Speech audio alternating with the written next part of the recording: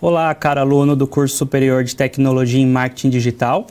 Eu sou o professor Antônio Lemes e nós estamos iniciando agora a nossa quarta e última teleaula da disciplina Processos de Comunicação. Como você pode ver, o nosso tema, a pesquisa de comunicação de base semiótica peirciana.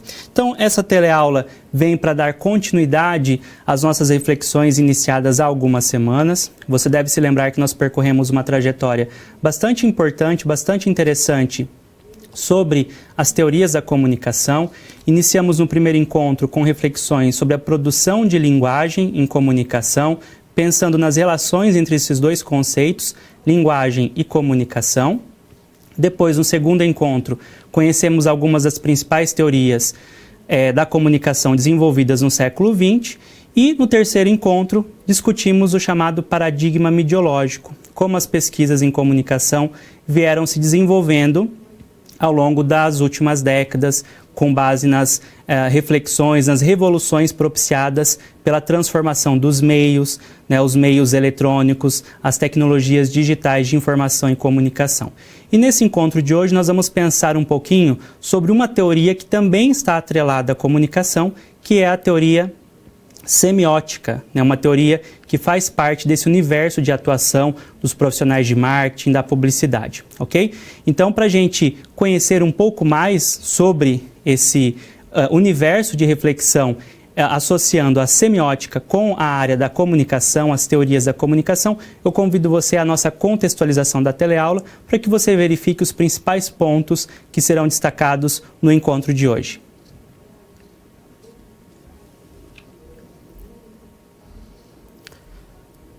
Então, para a contextualização da nossa teleaula, é importante nós destacarmos os principais pontos que serão tratados aqui, que conduzirão as nossas reflexões. Então, acompanhe comigo as questões que foram elencadas para que você tenha a noção dessa trajetória. Então, a primeira questão, o que é semiótica? Então, essa palavrinha, à primeira vista, pode gerar um pouco de dúvida, o que vem a ser a semiótica? O que significa isso? Está atrelada à ótica, uma ótica pela metade, enfim. Nós precisamos conhecer as definições, as delimitações que recobrem esse conceito. Como os estudos semióticos contribuem para a comunicação? Então, nossa disciplina Processos de Comunicação, nós temos tratado aqui das principais teorias da comunicação, então precisamos estabelecer essa relação entre os estudos semióticos e a comunicação, a área dos estudos da comunicação. O que é um signo e como ele deve ser interpretado? Nós vamos verificar durante a teleaula que um dos principais conceitos da teoria semiótica é o conceito de signo. E ele tem uma relação muito direta com o processo de significação de comunicação. Então, é essencial que nós também conheçamos esse conceito e relacionemos com os nossos saberes relacionados à disciplina. E, por fim, como avaliar, em termos de comunicação, a presença das imagens, especialmente aqui falando das imagens nas redes sociais. Então, nós sabemos que hoje há uma cultura da imagem, as imagens estão em todos os lugares, então nós precisamos pensar no impacto disso, É claro que nós sabemos do potencial comunicativo das imagens, nós sabemos o quão importante elas são para a tradução de sentidos, para a veiculação de informações. Por exemplo, o que seria da área do marketing, da publicidade, sem a imagem? Obviamente não seria como nós conhecemos essas áreas hoje. Então é essencial que nós tenhamos ciência do que significa ser uma imagem, do que significa termos uma imagem à nossa volta e também o impacto da grande proliferação de imagens na nossa volta, na nossa sociedade, pelos meios de comunicação de massa, TV, enfim, as revistas, os jornais, como tudo isso influencia diretamente a nossa vida, o nosso processo de comunicação e os nossos processos também de interação com os outros, ok? Então vamos para o primeiro conceito da nossa teleaula.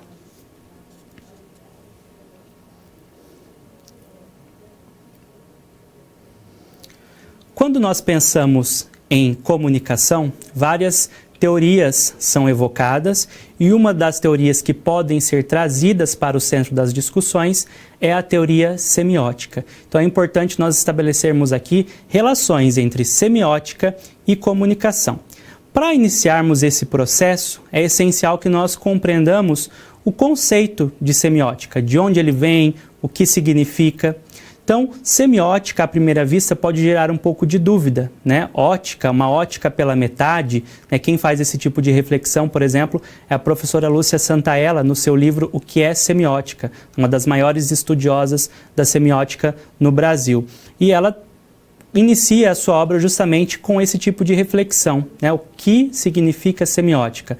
Muitas pessoas acabam pensando de forma equivocada, obviamente associando a esse conceito de uma ótica pela metade. Mas semiótica é muito mais do que isso e é essencial então que você conheça, né, como essa teoria se desdobra em diferentes perspectivas, diferentes olhares. Então vamos começar nossa reflexão pensando nas principais acepções teóricas para o termo semiótica, tá? Então, para a nossa disciplina, né, a principal vertente que será considerada aqui é a chamada semiótica peirciana. É uma semiótica desenvolvida nos Estados Unidos e concebe, então, né, essa pesquisa concebe a semiótica como uma doutrina dos signos. Então, o conceito-chave para nós compreendermos essa teoria semiótica é a ideia de que ela é uma doutrina dos signos, um estudo dos signos. Mas nós temos também uma outra vertente semiótica que traz a ideia de uma visão globalizadora da cultura, e é então a chamada semiótica da cultura, que foi desenvolvida principalmente na Rússia, por um teórico chamado Yuri Lotman. Então é uma semiótica que está ligada à compreensão da cultura, como se a cultura fosse um grande texto. Então, todos os elementos que compõem a cultura seriam considerados códigos culturais. E a ideia dessa perspectiva é justamente pensar como todos esses códigos se relacionam para formar esse grande texto que nós conhecemos como cultura. Então, é uma semiótica que tem aplicabilidade, por exemplo, na área da antropologia, da moda, né? E contemplando aí vários aspectos. E também nós temos uma outra perspectiva semiótica, que é a chamada semiótica greimasiana, que também pode ser chamada aí de semiótica francesa, porque ela foi desenvolvida especialmente na França, que é considerada uma teoria do texto. Então, é uma semiótica que analisa principalmente no seu surgimento os textos verbais, né? Mas que também passou a incorporar vários elementos das linguagens não verbais. Então, o que nós podemos chegar à conclusão com esse levantamento é de que hoje não se fala em semiótica, mas em semióticas, ou seja, nós temos várias teorias que que estão enquadradas, né, nesse conjunto aí de nomenclaturas, sendo consideradas então teorias da significação, teorias semióticas. Como eu disse, dentro do nosso processo de reflexão, a semiótica peirciana é aquela que mais nos traz elementos a serem considerados para a compreensão dos processos de comunicação. Então vamos verificar ali no próximo slide mais algumas informações específicas sobre essa vertente, a semiótica peirciana. Então, como nós vimos, né, ela é chamada dessa forma porque ela foi desenvolvida por um americano chamado Charles Sanders Peirce.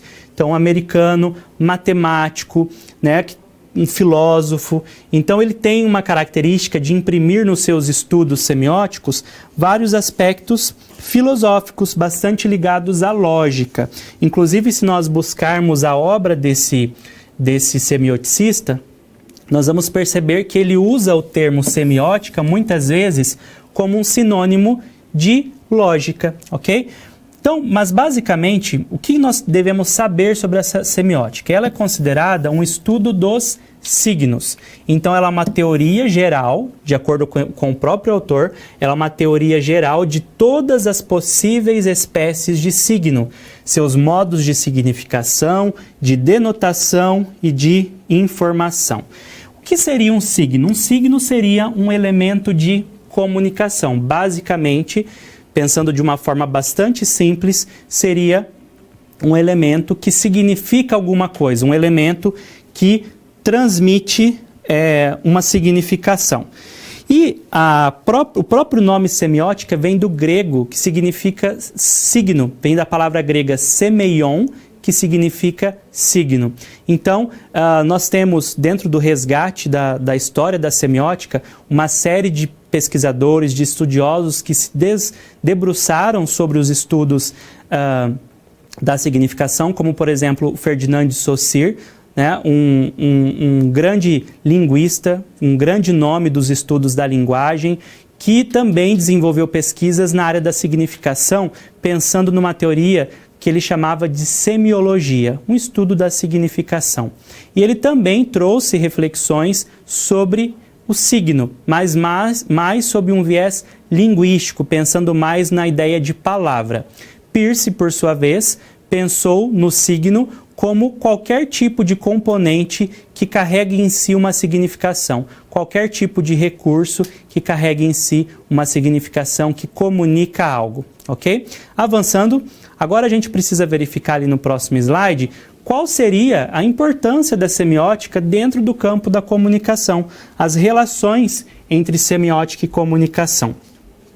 Essa relação é bastante importante no nosso país, inclusive nós temos lá na década de 70 ainda, na PUC de São Paulo, o desenvolvimento de um dos primeiros programas de pós-graduação em semiótica e comunicação. Então, para você ver que essa relação, as pesquisas, os estudos nessa área não são tão recentes, né? Então, o que nós podemos dizer sobre isso? Olha só, a relação entre semiótica e comunicação é de proximidade, mas não de simbiose. O que seria simbiose? Seria uma interação, uma associação muito íntima. Então, elas não estão misturadas, mas elas estão bastante próximas. Ambas se distinguem em campos do conhecimento científico, mas se encontram em pontos referentes à produção da linguagem. Então, nós sabemos que a comunicação está ligada a essa ideia de produção da linguagem. Quando nós nos comunicamos, nós estamos produzindo sentido, produzindo significado, produzindo linguagem. E a semiótica também está atrelada a essa produção de significados pela mobilização de diferentes códigos, de diferentes linguagens, né?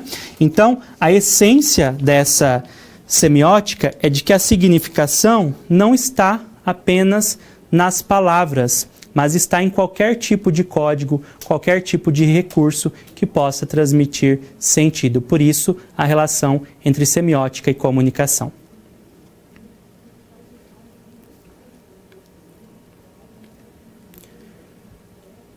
Ao estudarmos as relações entre semiótica e comunicação, considerando especialmente a perspectiva da semiótica peirciana, uma semiótica desenvolvida nos Estados Unidos, que tem bastante relação com a lógica, com a filosofia, que pensa na significação contida em todos os códigos, em todas as linguagens possíveis, um conceito que se sobressai é o conceito de signo. E é essencial, então, que nós resgatemos as especificidades desse conceito de signo, dentro da teoria semiótica peirciana. Então acompanhe comigo no próximo slide algumas informações basilares sobre esse conceito. Então o signo, basicamente, dentro da perspectiva de Peirce, seria uma coisa que representa outra coisa, ou seja, tudo aquilo que nós fazemos com a linguagem. Sempre nós estamos representando ideias, representando coisas. Tudo aquilo que é produzido em um contexto comunicativo seria um signo. E o signo, dentro da perspectiva peirciana, é composto por uma relação triádica. Ele tem uma composição triádica, ou seja, formada aí por três partes. A primeira dessas partes seria o que nós chamamos de representamen. Seria o signo propriamente dito. Aquilo que nós percebemos enquanto um recurso de significação, aquilo seria um representamen, seria um signo. Esse signo, esse representamen, sempre vai estar atrelado a um objeto, que seria o seu referente, algo que ele está representando. E esse representamen que está ligado a um objeto sempre vai gerar o que nós chamamos de interpretante, que é o efeito interpretativo gerado a partir da recepção desse signo. Por exemplo, se nós pensarmos num desenho mais ou menos assim como esse que eu estou fazendo aqui, como se fosse uma cadeirinha, tá? Quando nós observamos um desenho como esse, nós sabemos que isso daqui é um signo, é o representamen. Ele está evocando um objeto que faz parte do mundo físico, do mundo real, no caso, uma cadeira, certo? E ele pode gerar para a gente um efeito interpretante. No caso, nós podemos associar isso a uma cadeira de caráter doméstico, uma cadeira sem conforto, diferentemente de outras, de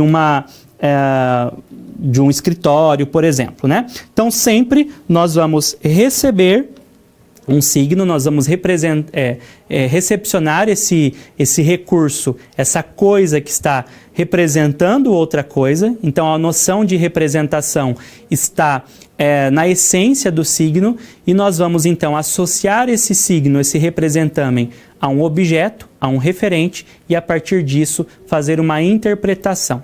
A partir dessa composição triádica, nós podemos avançar um pouco mais para entender esse processo de representação e de interpretação do signo. E aí, veja no próximo slide, nós chegamos ao que nós chamamos de lógica triádica, ou a tríade semiótica peirciana. Então, quais são as reflexões trazidas por Peirce? O signo é sempre um primeiro, ou seja, é algo que se apresenta à mente, é algo que nós recebemos. E aí nós temos então o chamado nível da primeiridade. O signo também está ligado a um segundo, ou seja, é aquilo que ele indica, aquilo a que ele se refere, aquilo que ele representa, que é o que nós chamamos de objeto. Então nós estamos no nível da secundidade. E o signo está ligado a um terceiro, que é o efeito interpretante provocado por ele. E aí nós estamos no nível da terceiridade, ok? Então essas são as chamadas relações triádicas desenvolvidas por Peirce. Por exemplo, se você vê uma imagem como essa, de uma estrela, certo? Então, quando você bate os olhos nessa imagem, você recebe o signo, esse signo está se apresentando à sua mente, você está no nível da primeiridade. Quando você reconhece esse signo como sendo a representação de uma estrela, uma representação figurativa de um corpo celeste, nós temos o nível da secundidade, pois houve esse reconhecimento. E quando você associa esse signo, essa estrela, por exemplo, à ideia de religião, ou a ideia de nascimento, ou a uma ideia de premiação, por exemplo, você está no nível da terceiridade, que seria o nível da interpretação, certo? Então, sempre, todo signo, ele é composto por esse percurso formado aí por 3 partes, né? O primeiro nível, o segundo nível e o terceiro nível. Um outro exemplo, por exemplo, seria se você ouve um grito. Você está caminhando numa estrada, por exemplo, e de repente você ouve um grito. Aquele grito é um signo, né? Ele se apresentou à sua mente. Depois você percebe que aquele signo está carregado de um sentido de pavor, de medo. Então você está reconhecendo aquele signo como um grito de medo. Então você está no nível da secundidade. E você reagir a ele, né, acreditar, por exemplo, que alguém está precisando de ajuda e que você deve sair correndo para ajudar essa pessoa, isso é uma interpretação que você está fazendo desse signo. Então você está no nível da terceiridade. Se você fizer esse exercício, todos os signos, todos os elementos que são significativos, que são comunicativos, que são apresentados para você, sempre você vai recebê-los, reconhecê-los e depois interpretá-los. É um processo, né, constante que acontece cotidianamente em todos os processos de comunicação, pois os signos estão à nossa volta. Continuando a nossa reflexão, é importante a gente pensar que a interpretação dos signos é algo subjetivo. Se você pensa, por exemplo, em todas essas imagens aqui, esses diferentes móveis, você pode fazer interpretações diferentes. Então, nós sabemos, por exemplo, que esses dois signos aqui são, se referem, né, representam o objeto cadeira. O seu referente é a cadeira, né? Mas há distinções, eu posso interpretar esses signos de forma diferente. Por exemplo, essa primeira cadeira seria uma cadeira, né, menos confortável do que essa, por exemplo. Ou essa cadeira seria menos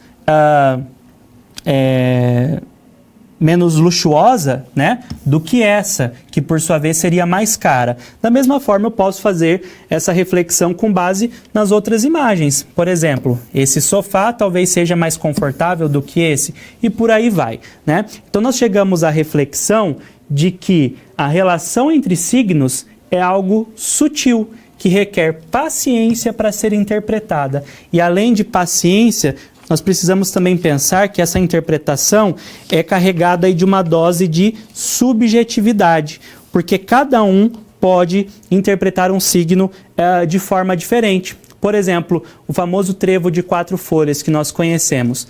Para uma pessoa, esse signo pode simplesmente representar um matinho qualquer, uma folhinha verde qualquer, mas para outra pessoa, esse signo pode representar sorte. Então, a interpretação também dos signos é algo bastante subjetivo.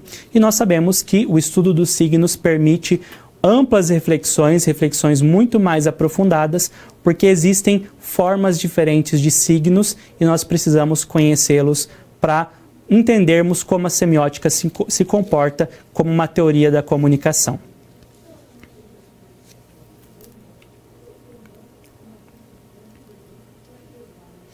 Ao estudarmos a teoria semiótica sob um viés peirciano, né, a semiótica peirciana desenvolvida nos Estados Unidos por Peirce, que observava principalmente o papel dos signos na comunicação, pensando no signo como uma coisa que representa outra coisa e que gera um efeito interpretativo. Então, a Peirce percebeu que os signos se comportam de formas diferentes. Eles são diferentes porque eles têm também naturezas diferentes.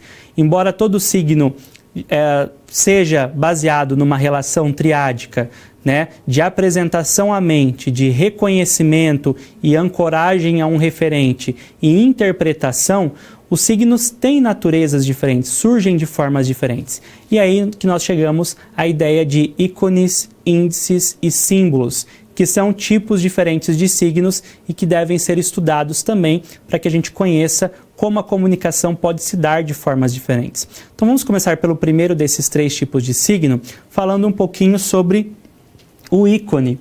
Então o ícone, se nós buscarmos uma definição básica do dicionário, seria um signo que apresenta uma relação de semelhança ou analogia com o objeto que representa. Então, nessa imagem aqui, nós temos uma série de ícones que se assemelham, por exemplo, aos ícones que nós temos na tela do nosso computador, na tela do nosso celular, certo? Nós sabemos, por exemplo, que um ícone como esse, uma lupa, representa o objeto lupa e está ligado à ideia de busca, né, de pesquisa, por exemplo, né? Nós sabemos que um símbolo como esse, né, um ícone como esse, está ligado à ideia de interação, porque evoca um processo de comunicação, um diálogo, assim como a figura de um relógio evoca, por exemplo, a ideia de tempo, né, de marcador temporal. Então, o ícone é um signo que é imediatamente reconhecido porque ele é semelhante ao elemento que ele está representando, ao objeto que ele está representando. Então, nós conseguimos fazer uma associação bastante rápida, bastante ágil, justamente por esse essa semelhança bastante acentuada. É por isso, obviamente, que esse tipo de signo é um dos mais utilizados, né, na comunicação não verbal, porque são de fácil associação, fácil interpretação, fácil reconhecimento, o que garante a agilidade dos processos. Imagine você, por exemplo, mobilizando a tela do celular, tentando decifrar o que significa cada um desses ícones. É claro que cada indivíduo pode ter uma interpretação mais ou menos ágil desses ícones, mas eles são facilmente reconhecíveis, ok? Passando para o segundo tipo do signo que nós estamos estudando, nós vamos falar um pouquinho sobre o índice. O índice, conceitualmente, é um signo não convencional, que está fundado na relação de contiguidade. O que seria contiguidade? Seria proximidade com a realidade significada. Por exemplo, veja essa imagem aqui, em que nós temos uma pegada, né? A famosa pegada do homem na lua, mas poderia ser, por exemplo, a pegada de alguém na areia, na praia. Quando você observa uma imagem como essa, ou quando você está caminhando na praia e você vê um sinal como esse na areia, você sabe que alguém passou por ali. Então isso é um indício, ok? Nós temos então aí um índice, uma marca, né, que nos mostra que alguém passou por ali. O mesmo acontece, por exemplo, se nós visualizarmos uma nuvem negra no céu, né? E nós começamos a pensar que aquilo é um indício, é um índice de que uma chuva forte está por vir, né? Ou quando nós visualizamos, por exemplo, fumaça saindo de algum lugar, é um indício, é um índice que há fogo por ali, né? Então o índice, ele está muito atrelado a essa ideia de causa e efeito, né? Você não visualiza exatamente o objeto a que ele se refere, mas sim um vestígio daquele objeto, um vestígio daquele referente. Então a pegada é um vestígio de alguém que passou, né? Uma marca de tiro na parede é um vestígio de uma ação de uma arma de fogo, e por aí vai. Então são signos também que trabalham com essa ideia de significação por meio de uma relação de proximidade. Continuando, no próximo slide, nós chegamos ao símbolo. O símbolo é um signo que apresenta uma relação arbitrária. O que é algo arbitrário? É algo que é escolhido de forma indiscriminada, sem qualquer tipo ali de explicação lógica, por exemplo, né? Baseada apenas em convenção. O que é uma convenção? É uma escolha, uma decisão conjunta, né? Então, ele mantém uma relação arbitrária com o objeto ou a ideia que representa. Por exemplo, recentemente no Brasil ficaram muito famosas essas fitinhas coloridas, os chamados laços conscientizadores, né, que são usados em épocas do ano para representar alguma ideia. Por exemplo, em outubro é muito comum utilizarem o laço rosa, em alusão ao Outubro Rosa, uma época de conscientização, né, em relação ao câncer de mama. Essas fitinhas, esses laços, em nada têm, né, de relação direta com as ideias que representam. Então foram escolhidos aí de forma arbitrária por meio de convenção, certo? O mesmo acontece, por exemplo, com a pomba branca, que a gente acaba associando à paz, né? Não há nada nela especificamente que nos diga que ali há paz, mas essa relação é estabelecida. Então as imagens vão se tornando símbolos à medida que são escolhidas semioticamente para a transmissão de certas ideias. Então, durante os processos de comunicação, né, dos quais nós participamos, nós precisamos transmitir ideias, e muitas vezes as imagens vão ser escolhidas para nos ajudar nesse processo, né? Então, a semiótica, ela faz a ligação de tudo isso, né? Ela liga uma linguagem a outra, ela liga um código a outro, né? E permite que nós avancemos, que nós não apenas analisemos a significação contida nas palavras, nos códigos verbais, mas que também nós possamos ir além nos códigos não verbais. Isso é significação, isso é signo, isso é semiótica.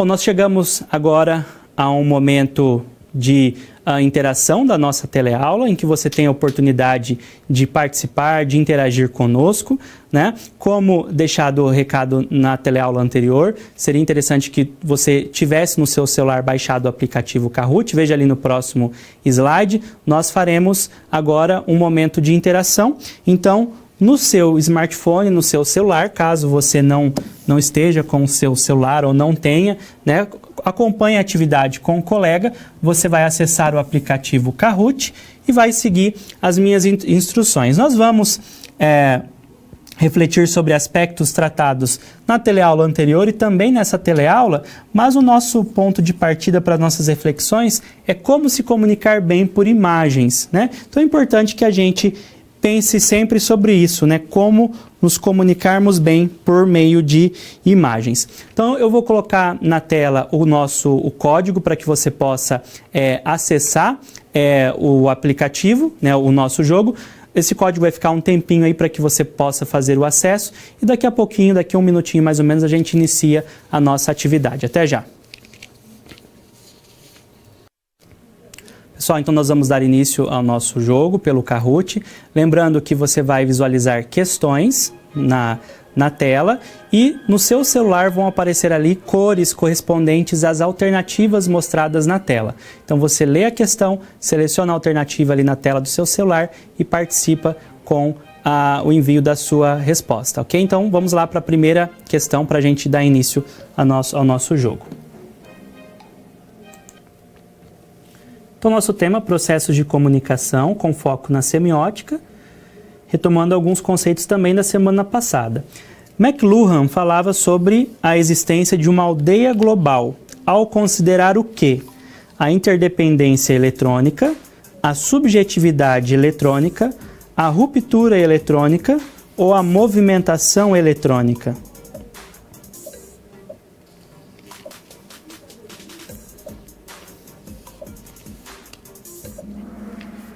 Isso, então, a alternativa correta, na verdade, alguns apenas acertaram, a interdependência eletrônica. Nós temos aqui, inclusive, uma imagem que foi mostrada na aula passada com as conexões feitas ao redor do globo, justamente por meio dos meios de comunicação. Então, McLuhan falava justamente sobre o fato de, no futuro, né, o futuro em relação à época na qual ele produziu essa afirmação, de que no futuro seria possível essa conexão entre diferentes partes do globo, daí a ideia de aldeia global.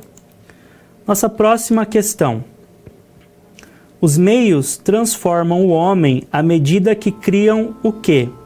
Novas barreiras, novas tecnologias, novos paradigmas ou novos objetos?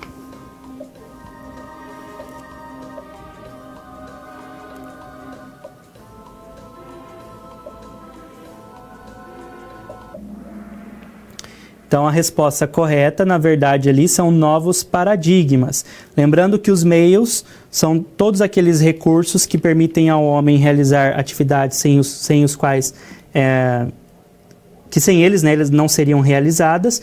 E a cada meio que surge um novo paradigma, um novo comportamento, né, um novo estilo de vida é desenvolvido. E a gente sempre quer o melhor, né? Sempre quer o melhor recurso, a melhor forma de viver. Daí a ideia de novos paradigmas. Terceira questão.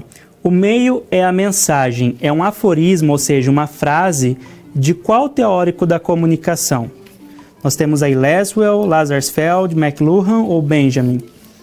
Nós verificamos isso também na teleaula passada. Essa frase tem bastante relevância dentro dos estudos das teorias da comunicação.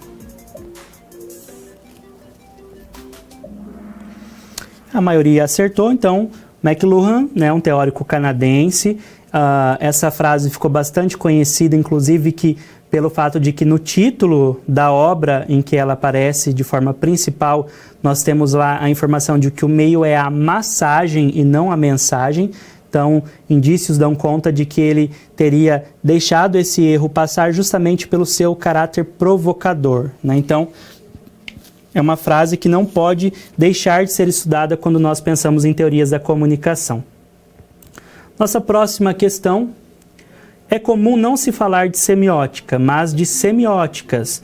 uma vez que há diferentes códigos que requerem diferentes análises, diferentes teóricos que requerem diferentes teorias, diferentes percursos que requerem diferentes objetos ou diferentes leituras que requerem diferentes textos.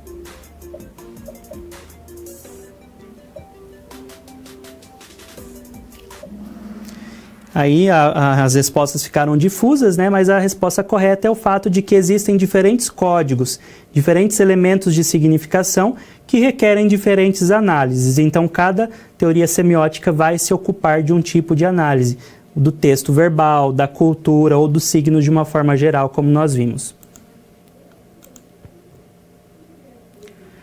De uma forma geral, a semiótica é concebida como uma teoria que estuda os objetos, referentes, interpretantes ou signos.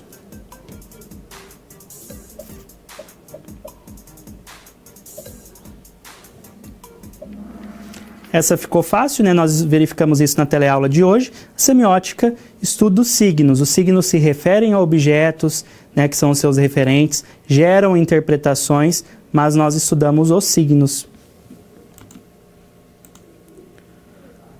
Sinais de fumaça, assim como pegadas na areia, são considerados índices. Por quê? Porque mantêm relação de semelhança com o que representam algo de forma arbitrária e convencional, ou mantêm relação de proximidade com o que representam. São os diferentes tipos de signo, nós estudamos isso nesta teleaula. Então ali, né, os sinais de fumaça são índices porque mantêm relação de proximidade com o que representam. Então quando você vê, por exemplo, né, a fumaça aqui no índice, você associa a existência do fogo. Se você vê a imagem de um fogo, você tem um ícone, porque é uma relação ali direta, né? E você pode ter aqui símbolos que representem o fogo, que são resultado aí de escolhas arbitrárias, convencionais. Penúltima questão. Em um anúncio, por exemplo, a junção de diferentes códigos dá origem a uma composição semiótica. Essa informação é verdadeira ou falsa?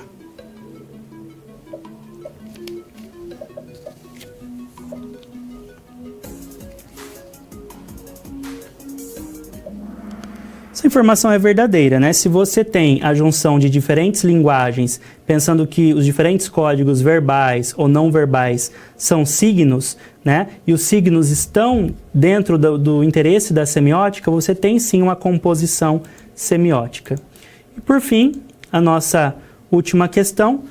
Para a construção de uma logomarca, os publicitários podem recorrer à semiótica, uma vez que ela torna a significação mais complexa e menos persuasiva, permite selecionar e combinar melhor cores e formas, torna a marca um objeto sem poder de convencimento ou restringe a área de atuação mercadológica da agência. Uma questão um pouquinho mais complexa para você refletir sobre isso, né? Isso a maioria acertou, então, a partir do momento em que um publicitário conhece a semiótica, né, ele pode, então, utilizar esse recurso dentro da sua atuação profissional, né, ele pode melhorar, né, as diferentes atividades que ele realiza, como, por exemplo, a seleção dos melhores recursos para a composição de um trabalho, né? Por exemplo, a criação de uma publicidade para uma empresa que contratou a sua agência, por exemplo. Vamos dar continuidade, então, à nossa teleaula.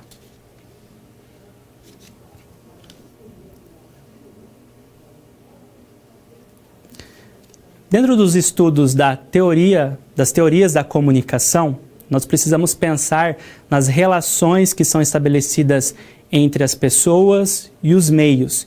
E um dos conceitos que surgem ao pensarmos nessas relações é o conceito de ecologia da comunicação. Dentro dos estudos das teorias da comunicação, existe também o conceito de ecologia midiática, que é desenvolvido por Eric McLuhan, que trata justamente sobre os impactos ambientais dos meios de comunicação. por exemplo, os meios vão sendo produzidos pelas empresas, vão sendo colocados no mercado, mas não há políticas, por exemplo, de logística reversa, para pensar no que fazer com esses recursos quando eles são descartados. E aí nós temos, por exemplo, o problema do lixo eletrônico e tudo mais. Então essa é a ideia que perpassa a noção de ecologia midiática.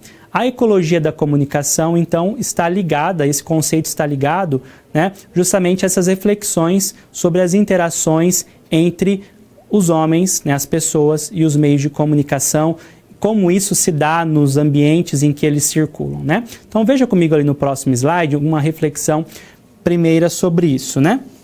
Então, o conceito de ecologia da comunicação surgiu primeiramente com o espanhol Vicente Garcia, no livro chamado justamente Ecologia da Comunicação, em que ele problematizava como que os aparelhos eletrônicos estavam tão presentes na vida das pessoas. E para isso a gente precisaria ali então de adaptações e de novas responsabilidades. Mas, né, a primeira vez mesmo que esse termo foi utilizado foi aqui com Abraham Moles, que é um francês, né, que desenvolveu estudos na área da engenharia elétrica, da física, da comunicação. Em um de seus textos chamado Muro da Comunicação, ele usou esse termo ecologia da comunicação, pensando justamente de que não só ali a comunicação elementar é importante, mas toda aquela comunicação que é mediada pela eletricidade, pela tecnologia. Então ele diz o seguinte: propõe-se uma nova ciência, a ecologia da comunicação. A ecologia é a ciência da interação entre as diferentes espécies no interior de um dado domínio. As espécies que aqui nos interessam são as espécies de comunicação, próximas ou distantes, fugazes ou gravadas, táteis ou auditivas, pessoais ou anônimas, que reagem efetivamente uma sobre a outra no espaço fechado das 24 horas da cotidianidade ou no espaço social do planeta. Então, olha que interessante. A ecologia da comunicação está pensando justamente na interação, né? Na interação entre todos os elementos que desenvolvem, né, que participam do processo de comunicação.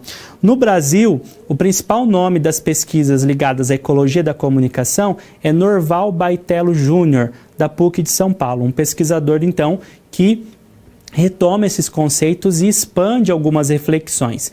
E ele pensa justamente que para nós pensarmos nessa ecologia da comunicação, nós precisamos resgatar a ideia de capilaridade. Então, capilaridade é um conceito emprestado da física, né, pensando na questão da fluidez, né, os fluidos que têm a capacidade de entrar em tubos muito finos, né, que são os tubos capilares, né, como nós conhecemos, e conseguem se expandir, se espalhar, né? Então, justamente pensando na comunicação, na interação de diferentes recursos que estão espalhados na sociedade, nos diferentes ambientes, interagindo com as pessoas e com outros meios, é por isso que é importante nós pensarmos no conceito de capilaridades da comunicação. Veja no quadro como ele desenvolve esse conceito, olha só. Então, para o Baitello Júnior, nós teríamos 4 capilaridades. A primeira delas seria a comunicação presencial, e ela estaria ligada ao corpo, pensando que o nosso corpo comunica, o nosso corpo é uma fonte de comunicação. Depois nós teríamos a comunicação alfabética, que está ligada à leitura e à escrita, né, aos processos de comunicação a partir do nosso contato com a escolarização, por exemplo, com os recursos impressos, com a escrita, ok? Com o código sistematizado. Depois nós teríamos a comunicação elétrica, que está ligada à voz e à imagem. Principalmente essa comunicação elétrica alterou todos os processos de comunicação. Por quê? Porque modificou as noções de tempo e de espaço, porque foram permitidas diferentes conexões. Hoje nós sabemos que nós conseguimos a conexão por voz e imagem, criando essa ilusão de proximidade, né?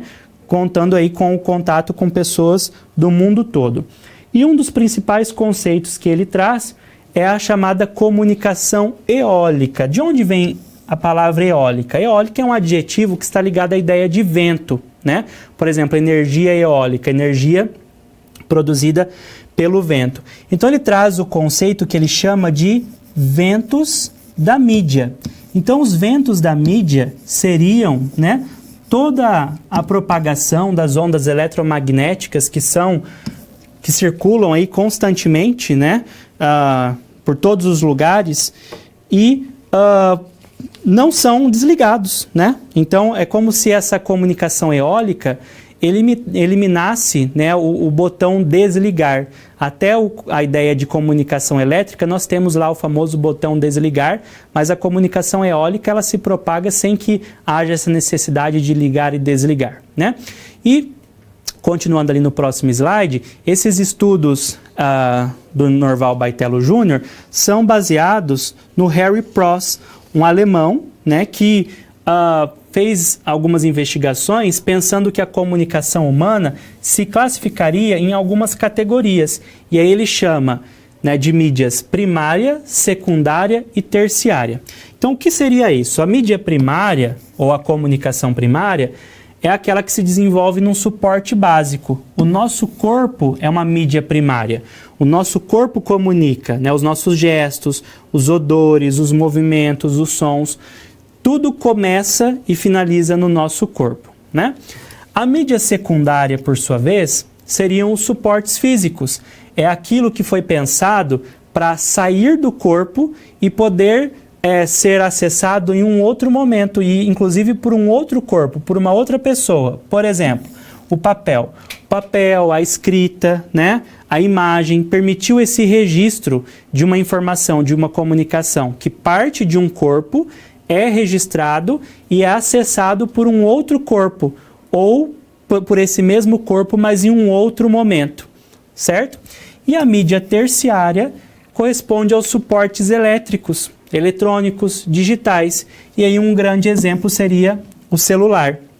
A mídia terciária é aquela que precisa efetivamente de dois corpos interagindo ali no mesmo momento. Para você mandar a comunicação por meio de um celular, né, o outro corpo também precisa de um outro dispositivo, né? Então, a gente consegue perceber aí, né, um avanço a evolução justamente dos diferentes processos de comunicação. A gente consegue perceber, inclusive, que é impossível, é impensável a comunicação sem a mídia primária, sem o corpo, né? Eu posso comunicar apenas com o meu corpo, eu posso comunicar por meio de um outro suporte que me permite o resgate daquela informação num outro momento, né? Mas eu ainda posso, né, interagir com outro corpo por meio do uso de dispositivo. Eu usando um dispositivo, que seria essa mídia terciária, e o outro corpo também usando esse mesmo dispositivo, né? Mas, por exemplo, dentro do nosso smartphone, esses celulares inteligentes, a gente pode, inclusive, pensar que dentro dele existem mídias secundárias e terciárias. Se você pensa, por exemplo, no bloco de notas do seu aparelho, né, em que você registra ali uma informação para você acessar depois, esse bloco de notas representa uma mídia secundária, né? Ou se você pensa, por exemplo, no aplicativo de comunicação instantânea, como o WhatsApp, em que você está interagindo com uma pessoa que também tem um recurso como aquele. Você está pensando numa mídia terciária.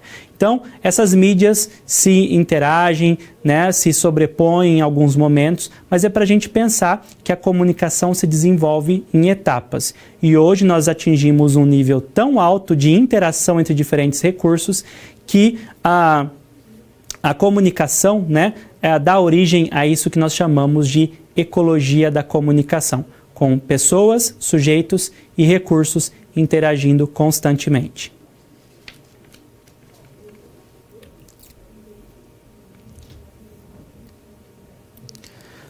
Nós sabemos que a comunicação não se dá apenas por palavras, mas também por imagens. E aí nós temos que pensar sobre a ideia de códigos verbais e não verbais, né? E principalmente dos códigos não verbais, pensando no conceito de imagem. Então, dentro das teorias da comunicação, pensar sobre a imagem é extremamente relevante. Então, veja algumas informações essenciais, né, para a gente caminhar na direção dessa reflexão. Olha só, nós sabemos hoje que existe uma multiplicidade de códigos. né, os códigos verbais, as palavras de uma forma geral, e os códigos não verbais, né, as imagens, as cores, os sons, ou seja, tudo aquilo que não é o código escrito, né, não é o código verbal, né, que não comporta a palavra.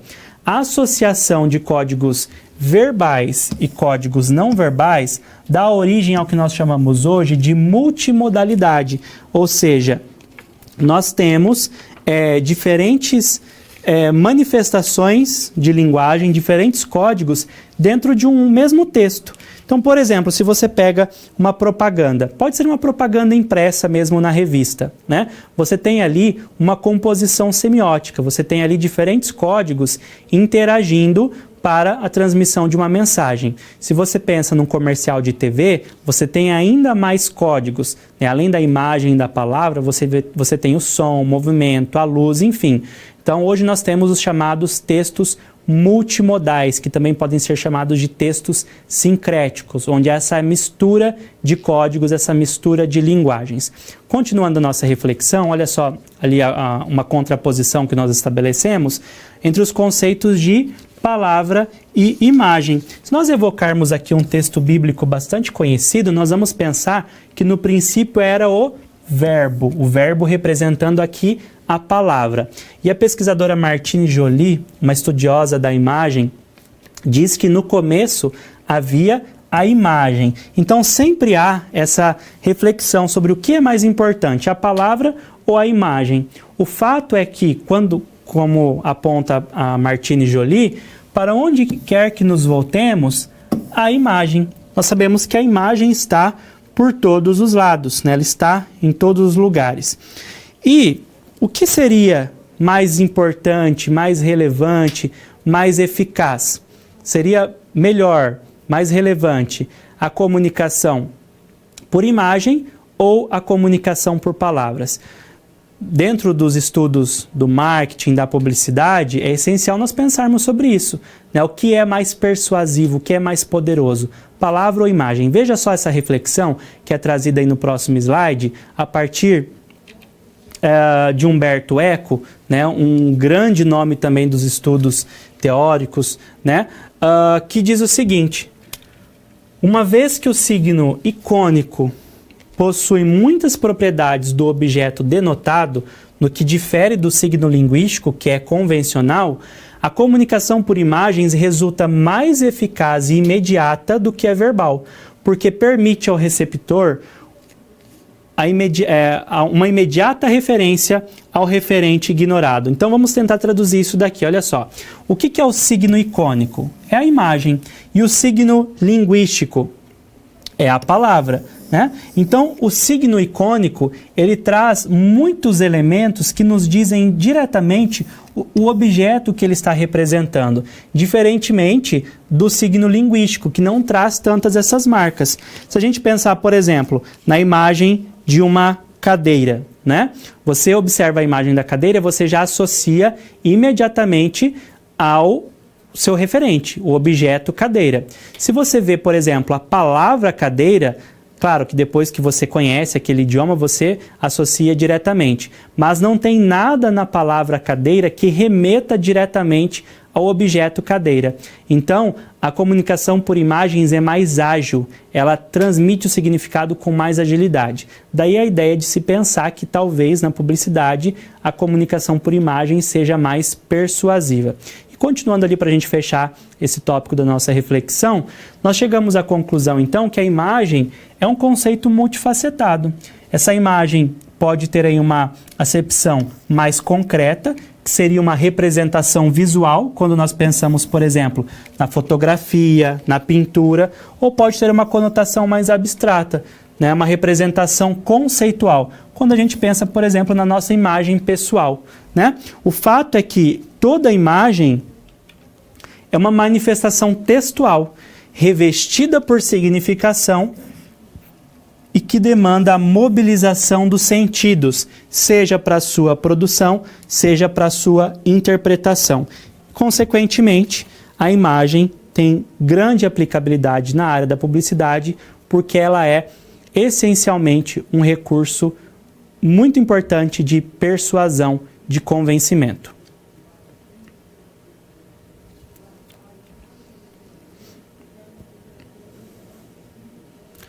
Quando nós estudamos a presença das imagens no mundo contemporâneo, no nosso dia a dia, nós chegamos à reflexão de que elas estão por toda parte. E aí nós chegamos a um conceito extremamente relevante nesse contexto de reflexão, que é o conceito de iconofagia. De onde vem essa ideia, né? Então, para a gente entender, são necessários alguns apontamentos iniciais. Veja aí no próximo slide, nós precisamos pensar primeiramente o que são imagens endógenas e imagens exógenas.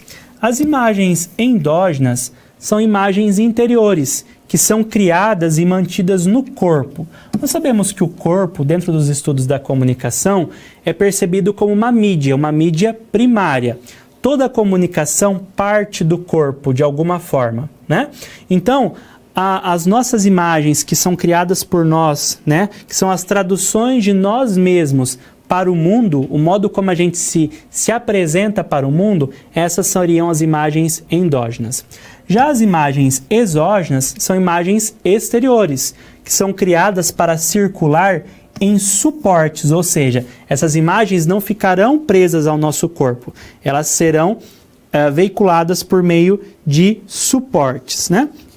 E quando a gente pensa no dia a dia contemporâneo, nós percebemos que há uma busca desenfreada por essa produção de imagens exógenas, né? De imagens que são feitas para circular nos suportes, nos celulares, nas telas. Nós estamos constantemente querendo reproduzir imagens de nós mesmos e disseminá-las por meio desses suportes.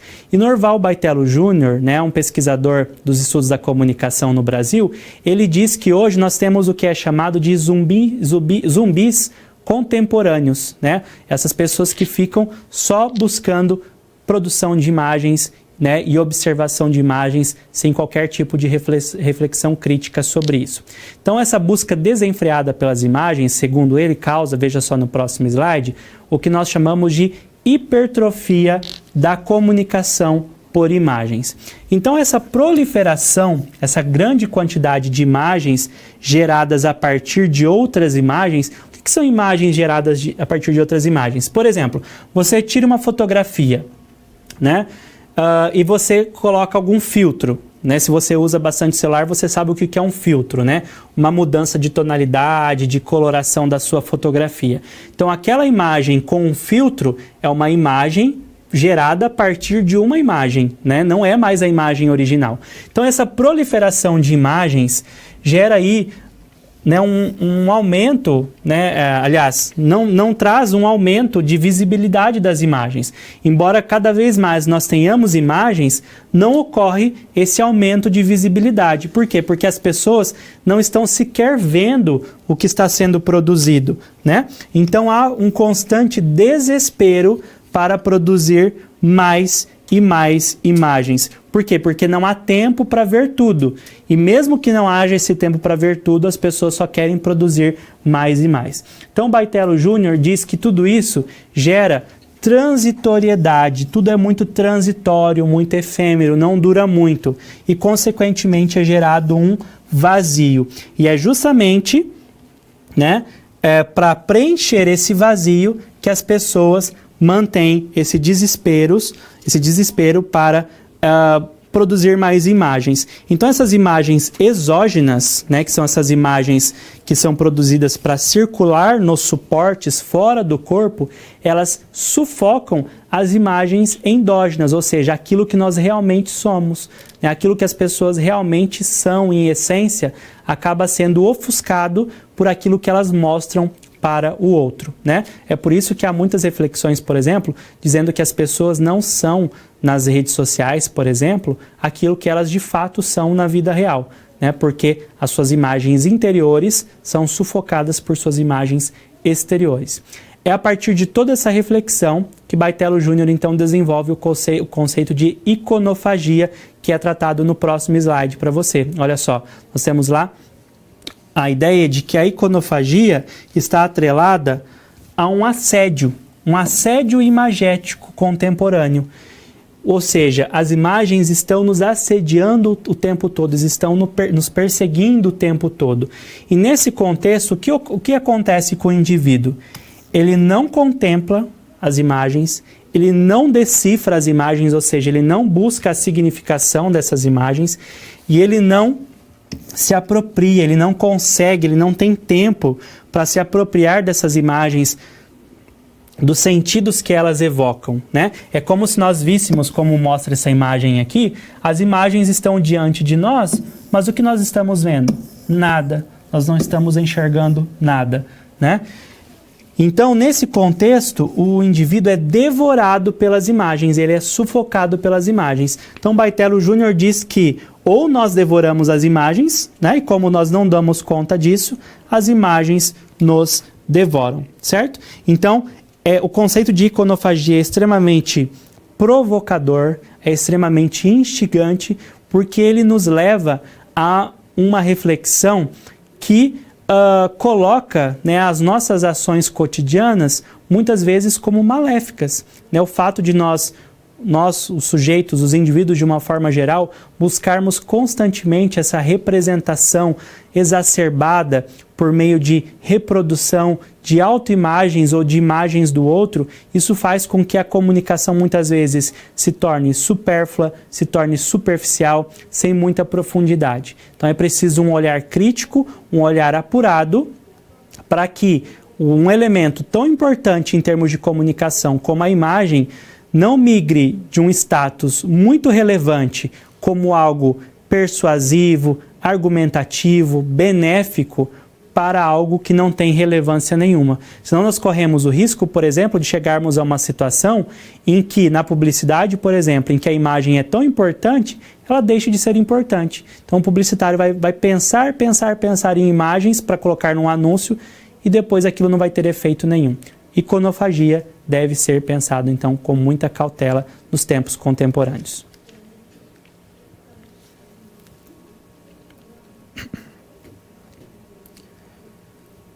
Para nós pensarmos em possibilidade de aplicação dos conceitos no nosso mundo de atuação profissional, nós precisamos então pensar em possíveis situações problema que podem ser vivenciadas, né, no campo da publicidade, do marketing. Então veja comigo essa situação que é mostrada ali para você na próxima tela, para a gente pensar juntos a respeito de uma solução para ela. Olha só, você é um publicitário e está criando a página de uma empresa para uma rede social.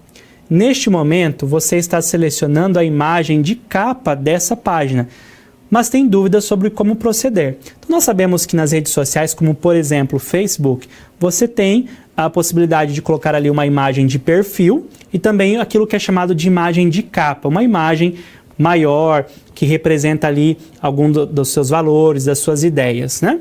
Então, considerando os efeitos da utilização de imagens nas redes sociais, como será a sua abordagem? Como você faria isso? Então, você foi contratado para criar, né, a página dessa empresa. E é claro que você não pode colocar ali qualquer tipo de imagem, porque isso pode gerar efeitos negativos. Imagine você, os potenciais consumidores, né, da empresa se afastando por algum tipo de imagem com um valor negativo, né, que contradiga os valores da empresa, que vá contra aquilo que os seus possíveis clientes buscam. Então, essa escolha dessa comunicação não verbal precisa ser feita com cautela, com muito cuidado, né? Então, para a gente problematizar essa situação, veja alguns itens que são mostrados aí. Olha só. Primeiro que nós temos que pensar é o fato de que uma imagem deve ser considerada um signo. Então, um signo é toda coisa que representa uma coisa, dentro da teoria semiótica peirciana. Então, uma imagem, ela estará, inevitavelmente, representando uma ideia, certo? Por quê? Porque ela é um signo. Nós também devemos ter em mente que um signo gera um efeito interpretativo. Então, a partir do momento em que o signo é recebido pelo sujeito, ele é reconhecido, ele é interpretado. E esse processo de interpretação nós sabemos que é bastante subjetivo. Então, uma escolha equivocada pode levar alguns sujeitos a interpretarem aquela imagem de forma equivocada. Nós sabemos também que uma imagem traz uma representação. A imagem representa algo, né? Então, as interpretações equivocadas nas redes sociais podem se propagar velozmente. Então, o que nós temos que buscar ali enquanto publicitários? Nós temos que buscar isso daqui. Alguém que está curtindo, né? O curtir, o gostar. E não isso daqui, né? O descurtir, né? Se a gente pode chamar assim, né? O não gostar. Então, nós temos que buscar sempre avaliações positivas dentro desse processo.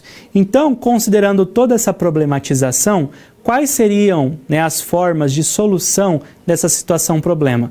Como a gente poderia, né, trabalhar para selecionar a imagem de capa da rede social de uma empresa? Veja lá no próximo quadro algumas estratégias bem gerais, mas que podem ser consideradas.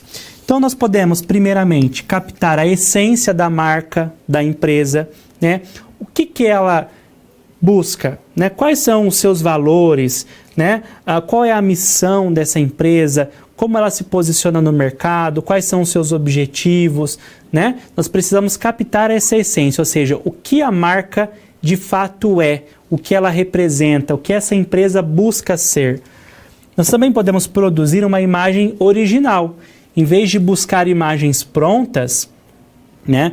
Inclusive isso seria um problema a mais para se pensar, porque a gente teria que cuidar, por exemplo, né, de questões éticas, né, para não cometer o plágio, né, não usar materiais aí feitos por outras pessoas. Então, produzir uma imagem original seria um caminho mais fácil, né? Porque além de evitar esse problema de plágio, você também conseguiria uma representação mais fidedigna da empresa. Você também poderia alinhar os aspectos gráficos e as cores à identidade visual da marca ou da empresa. Que cores representam essa empresa, né? As linhas, as formas, qual o sentido de tudo isso? Porque nós sabemos que os recursos gráficos significam, né? E evitar reprodução de estereótipos ou de informações que firam os princípios éticos e morais, né? Nenhum tipo de imagem que gere aí algum problema de contradição, né? Que faça com que a empresa seja mal vista na sociedade. É muito importante considerar a imagem como um elemento de persuasão. Então, aquela imagem que vai ser colocada na capa do perfil, né, da empresa na rede social, é uma imagem que vai atuar ali como um cartão de visitas, né, que vai convidar os visitantes da página para ficarem ali, para observarem os sentidos que ela veicula e saber mais sobre aquela empresa, diferentemente de uma outra imagem que poderia causar repulsa e um efeito totalmente contrário. Então é sempre importante pensar em todos esses quesitos antes de partir para uma estratégia definitiva nesse campo de atuação.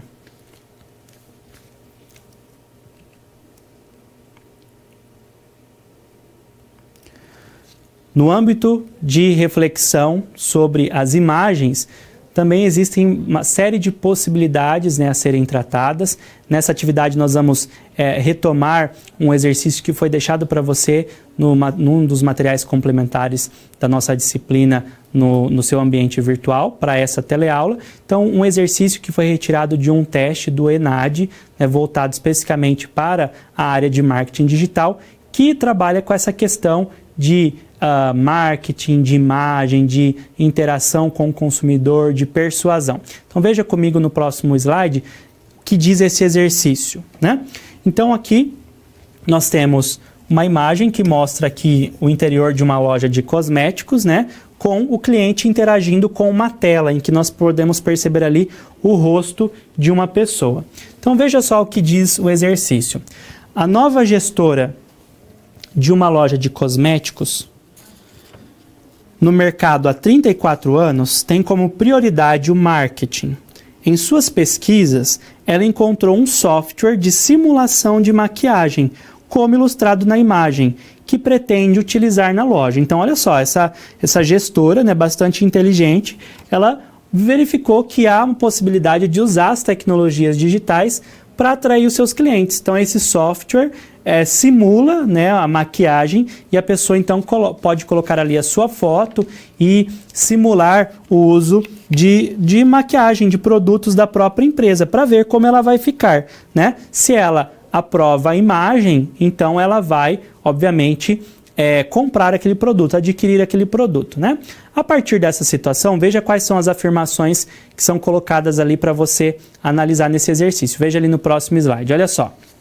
Então, considerando a situação hipotética descrita, avalie as asserções a seguir e a relação proposta entre elas. Então, a primeira asserção é a seguinte: o software de simulação de maquiagem melhora a experiência de compra dos consumidores, permitindo uma interação diferente com o produto, inclusive com testes virtuais em imagem no rosto da pessoa. Então, essa afirmação é verdadeira, né? De fato, esse software vai fazer com que o consumidor, né, o comprador ali, tenha uma experiência melhor, né?